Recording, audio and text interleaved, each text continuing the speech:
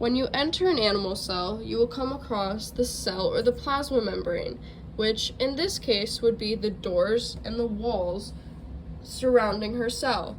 This is because they're selectively permeable, meaning that they choose what comes in and out of the cell, just like the cell or plasma membrane does for an animal cell. As we enter the cell, you will find the cytoplasm.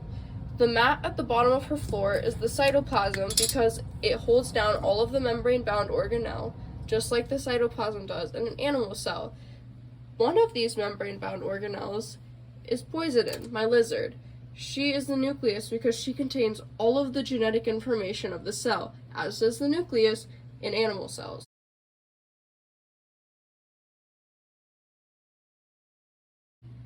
Another membrane-bound organelle is the rough ER because it holds the ribosomes, just like the rough ER does for an animal cell. In this case, the ribosomes are her roaches. They are her roaches because the roaches provide the proper protein intake she needs, just like the ribosomes do for a cell. The roaches are held by the Golgi body. They're held by the Golgi body, or in this case the container, because Golgi bodies hold food for the cell, as does this. In another Golgi body, you will find the mitochondria, or her fly larva. This is the mitochondria because it provides other energy that she needs throughout the day.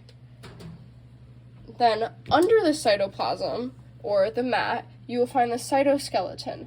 This is the cytoskeleton because it provides the structure needed for her cage so that it doesn't collapse, just like the cytoskeleton does for the animal cell. Above her cage is the smooth ER, or her basking light. Her basking light is the smooth ER because it is essential for her metabolism, just like the smooth ER is essential for the metabolism of an animal cell. Now, diving deeper, the vacuole of the cell are the fat pads that are right here.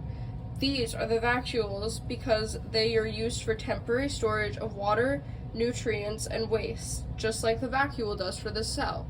Once those wastes and food make the way through her body, they will become a vesicle, or her poop. Her poop is the vesicle because it transports materials that have been digested out of her body, much like the vesicle helps transport materials that the cells need and recycles waste materials. Once this poop is made, I have to clean it up because I am the lysosome of the cell, because I am the one that takes care of her cage and keeps it clean, just like lysosomes do.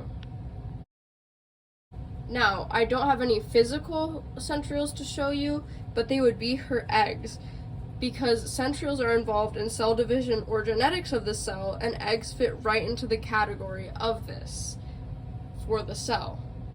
Now, I'm going to feed her some ribosomes. The ribosomes are very important for her body because lizards need protein, and the roaches, or the ribosomes, provide the proper protein that she needs to stay alive. So does the larva, but she honestly prefers roaches, so that's what I'm going to be giving her. The larva is the mitochondria because they provide energies that roaches don't, that she also needs and are vital for her survival. They provide the proper protein intake that she needs. The roaches, because just don't. I will put them in her bowl, or the rough. Now there's water all over her floor because she just knocked it down when she jumped. Because the vesicle. Look at this. She's trying to eat my finger. Do you see that?